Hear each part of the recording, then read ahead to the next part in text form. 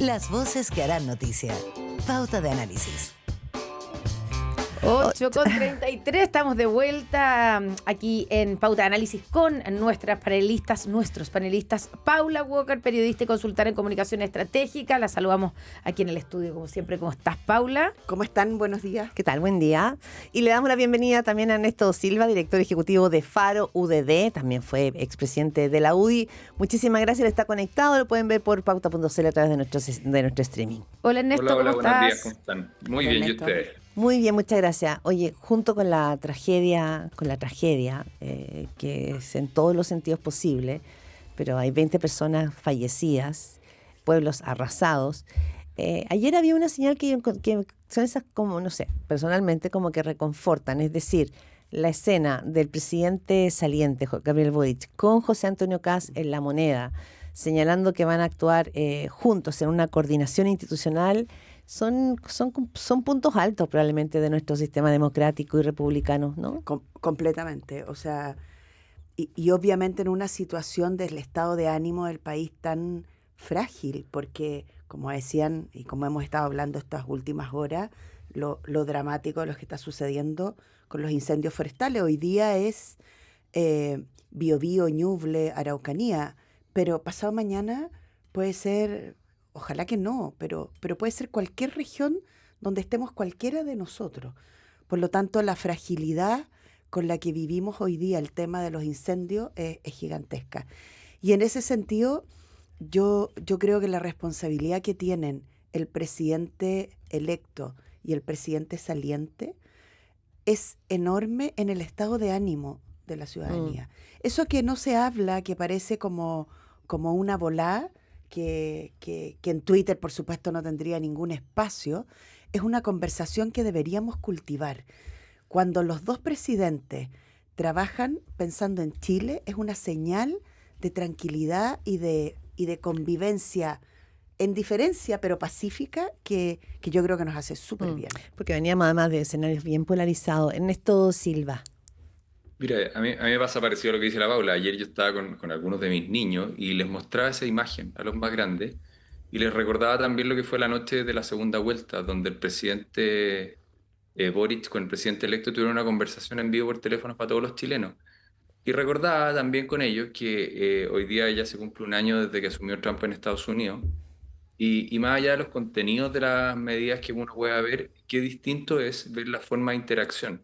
Yo me acuerdo, ustedes se acordarán, por ejemplo, cuando el presidente Boric, antes de asumir el cargo, amenazaba al presidente con Piñera en la práctica con perseguirlo penalmente, y que no pudiera estar tranquilo. Pero las instituciones como que van moldeando también carácter, y eso no es un defecto, sino que es un sentido de responsabilidad de ir construyendo país. Entonces, estas cosas que a veces son la excepción, son tan valiosas que, Claudia, yo creo que es muy bueno que tú lo recuerdes, porque es en el fondo lo que permite que los países progresen y administren la diferencia. O sea, al final, en el fondo, el poder discrepar dentro de reglas, y eso significa conversaciones sólidas, es lo que permite que un país como el nuestro pueda tener una senda de avance. Y a mí eso por lo menos me pone muy contento a pesar del desastre y de la tristeza de los incendios de estos días. Bueno, y esto también uno se imagina que va a modelar de alguna manera o va a cambiar el plan original que tenía el presidente electo no solamente en la designación del gabinete que se va a realizar el día de hoy, por lo menos hasta esta hora está confirmado.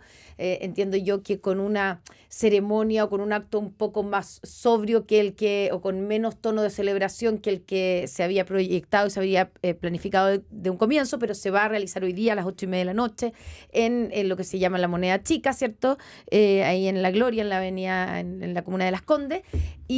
Pero no solamente el nombramiento, ya uno ve que esta ceremonia que iba a ser mucho más festiva, va a ser bastante más sobria, sino que uno se imagina también que se va a tener que hacer cargo de esta emergencia, ya no de las otras emergencias que había definido José Antonio Kast, sino que de la emergencia. Va a tener que sumarla a su gobierno, así como le ocurrió al presidente Piñera con el terremoto, ¿no? Ahora, sí. Yo creo... Perdona. Ernesto, Sí. y después... Sí, lo que iba a comentar es que es verdad que van a haber algunos ajustes, yo creo que tú tienes razón, pero si tú vas como al diseño de fondo, el diseño de fondo era el gobierno de emergencia, y el gobierno de emergencia es un diseño de elegir personas, de estrategia, para poder poner, es por así, quiero decir que el gobierno de emergencia no tiene por qué ser un titular de campaña, sino lo voy a exagerar, tiene que ser una especie de forma de vida del gobierno, en términos de poner las prioridades de las personas en su estructura de decisiones y de organización. El evento de hoy día no iba a ser en el Museo Histórico no sé cuánto, o en un lugar donde, sino que iba a ser en la Moneda Chica, en el lugar chico, digamos, donde se funciona. La lógica de los perfiles tenía que ver con emergencia y naturalmente va a tener que hacer ajustes respecto al plan y probablemente va a tener que hacer muchos más sobre la marcha y eso se llama gobernar.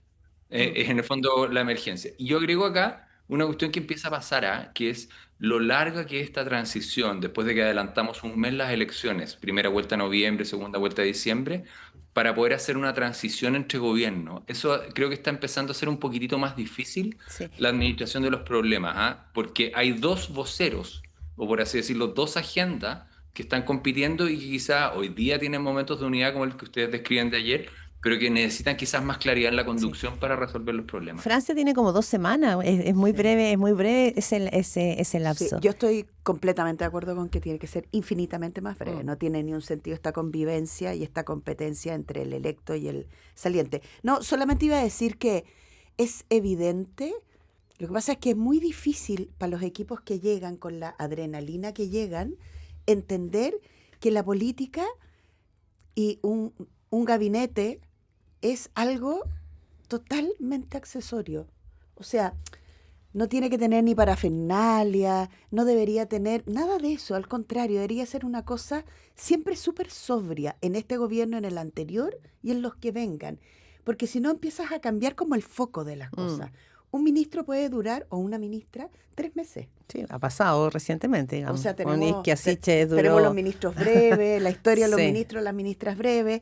El esfuerzo por posicionar la imagen los lleva a hacer cosas muy ridículas, además, en vez de enfocarse en ser ministros o ministras Claro, que pero- saben de lo que Sí, tienen que hacer claro, y hacerlo pero bien, ¿no? esa austeridad como emocional que tú planteas de un equipo de gobierno choca con otra parte que también, y bueno, tú la conoces bien Por eso lo digo. como comunicación estratégica, y Ernesto Silva tiene experiencia política cuando presidió la UDI, y es que tus gabinetes también tienen que ser un enlace o cristalizar la narrativa que tú desplegaste en la campaña. O sea, por ejemplo, no es por casualidad que la máxima expectativa es sobre quién será el ministro o ministra de Seguridad.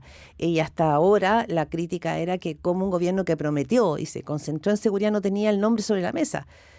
Anoche apareció, el diario La Tercera publicó que la más segura ministra va a ser Trinidad Steiner, es decir, la fiscal regional del norte, que ha sido como la verdadera mujer que ha articulado, junto con el fiscal Mario Carrera, la verdadera batalla, en serio, en territorios, como se dice, al crimen organizado. Entonces, es una carta bajo la manga muy, muy potente en ese sentido. Entonces, Y que tuvo muchos problemas en encontrar a la persona. claro, por eso digo, Evidente. pero o sea, Pero después es de todo. interesante. Espera, para que Ernesto haga, hay un punto, Pablo, Sí. que vamos contigo.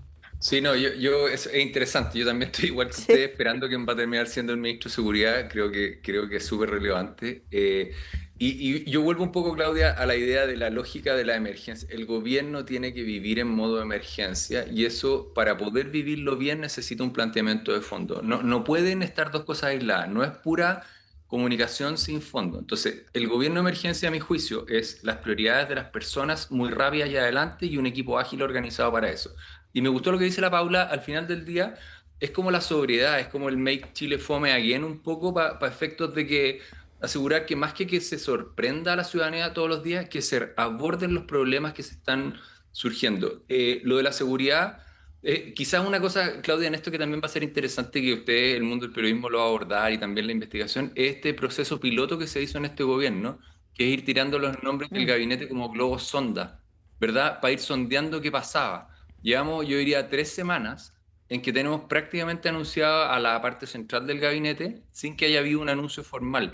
Y hoy día simplemente... Y no son filtraciones, pues no es que se les No, no, haya no. ido de las manos. Son Es evidente decisiones, que por son eso. decisiones de Es un diseño, filtrar exactamente, claro. Connie. Entonces, la única incertidumbre para hoy día real, cuando se anuncia el gabinete de la República de Chile, es que va a ser el ministro de Seguridad mientras todo lo demás parece estar despejado. Eso es algo nuevo de lo que yo recuerdo, y es interesante para poder entenderlo hacia adelante, que va en la línea de lo que dice la Paula de quitarle dramatismo a estos temas y hacerle una continuidad de gestión para un buen funcionamiento. Paula Walker. No, y yo quería decir que me parecen un par de cosas interesantes en el gabinete que vamos a conocer hoy día en la noche. Uno, cómo resolvieron seguridad. Yo creo que primero poner a una mujer, me parece súper interesante, como ministra de Seguridad. Recordemos que el Ministerio de Seguridad solo ha tenido un ministro, que es el ministro Cordero. Es una persona ligada al circuito de la investigación, al circuito de la justicia, es una fiscal. La investigación del crimen organizado. Sí, me parece que es una buena decisión si es que ella termina siendo la ministra. Destacar que hay 11 mujeres, también me parece súper importante, que de 25 ministros... Porque no tenían la promesa, aquí la paridad no era un tema. No, nunca lo prometieron, pero lo cumplen. Pero por eso te digo Por eso es interesante, hay claro. algo en la sobriedad de las cosas que empiezan a tener sentido y a funcionar. Si es que mantienen esa línea de trabajo, es una línea que lo que hace es que vas poniéndole como colchones a las expectativas. Este es un gobierno que llega con unas expectativas, como llegan en general los presidentes, súper altas. Y una tercera cosa es que es sorprendente la cantidad de independientes.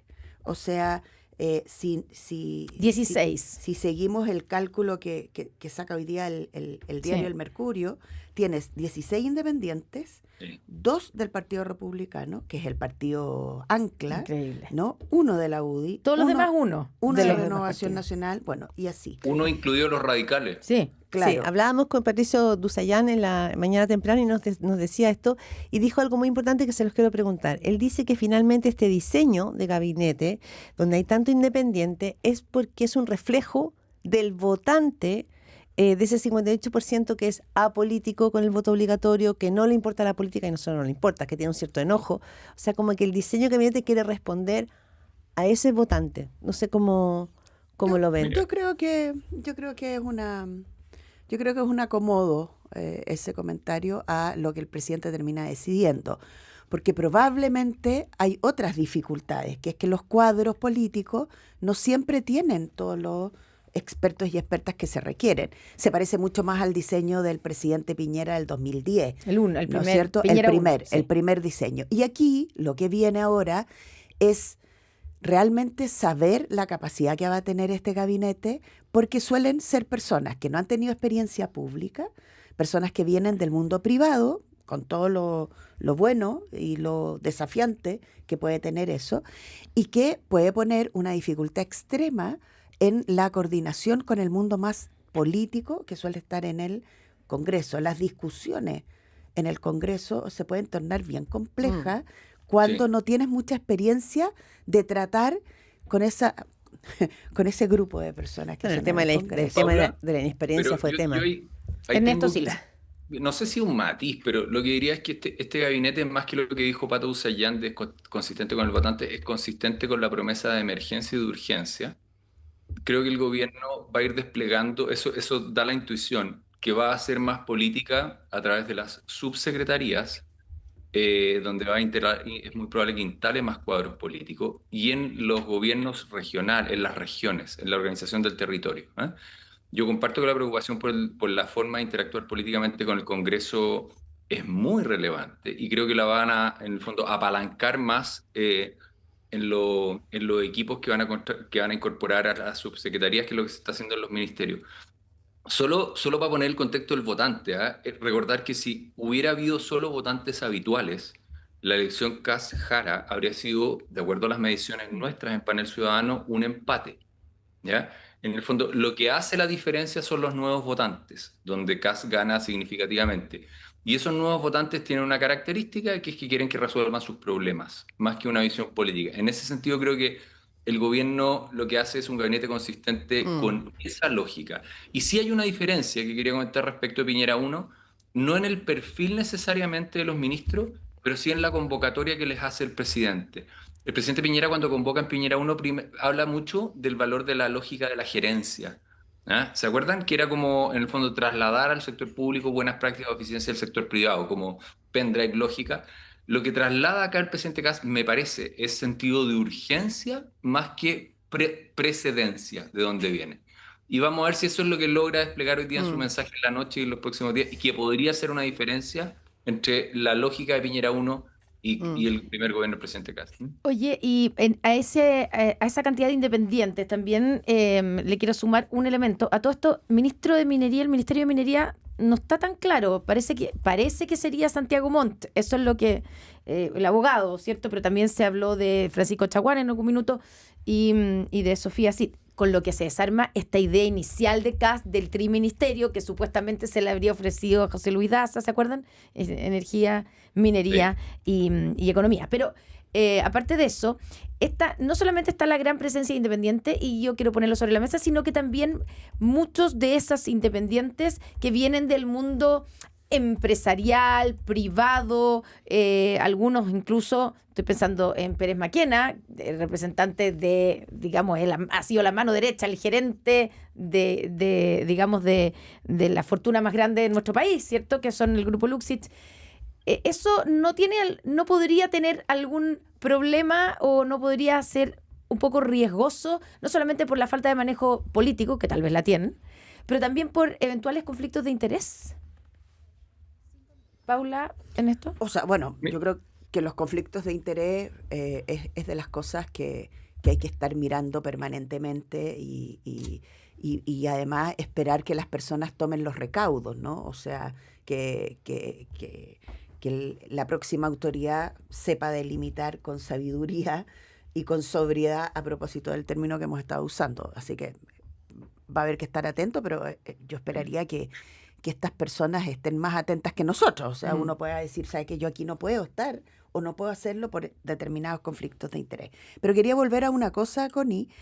Vamos a conocer 25 nombres de un universo al menos de 3.000, que son las designaciones que hacen los gobiernos. Eso significa que, como decía Ernesto, eh, quedan no solo las subsecretarías que son administrativas, además. Entonces, cuando se habla de entregarle más espacio a los partidos políticos, pero ellos las subsecretarías manejan como el corazón de los ministerios, o sea, claro, es más difícil ahí como desplegarte políticamente, pero vienen todas las seremías, todos los gobiernos regionales, y eso es muchísima gente y muchísima experiencia porque ahora te toca, por ejemplo, en las regiones afectadas por los incendios, bueno, ahí van a haber autoridades regionales que tener experiencia y conocimiento de las regiones, de la calle, comillas, ¿no? Es muy relevante. Entonces, cuando tú has estado en empresas con altos cargos, probablemente te cuesta ir al centro de Santiago.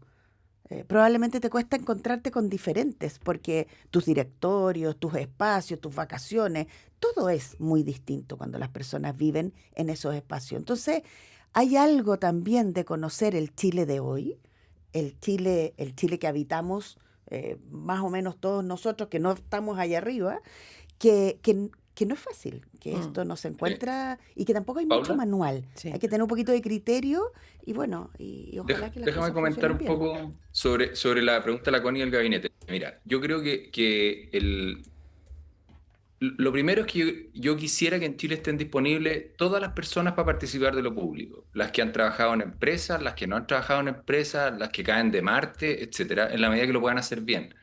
Llegar a liderar una empresa como la que lideran el ejemplo que tú das, también hay que ser súper bueno. ¿Ya? Y en el fondo son atributos que van a generar mucho valor. En el caso de la Cancillería, esta es mi opinión, yo creo que Chile, más que ser un actor de la política internacional, lo que necesita es abrir mercados y tener un agente o un experto en abrirle espacios al comercio de Chile. Ese creo que, y en eso la persona elegida creo que tiene todos los atributos. Y muchas veces lo que sucede es que en la vida hay muchos conflictos de interés. Y uno puede tratar de decir que no haya conflictos de interés y con eso te vas a perder mucho capital humano y talento. En cambio, tú lo que puedes decir es reconozco que sí los hay y la tarea es administrarlos bien. Y ahí es el rol de las instituciones. En el fondo, tanto que tener buenas reglas, hacerse responsable de las decisiones que se tomen, controles adecuados. Y yo espero que así como ha pasado con otras personas para bien, y en otros casos no ha pasado para bien, en este caso sí funciona de muy buena manera porque creo que están todas las condiciones para poder hacerlo.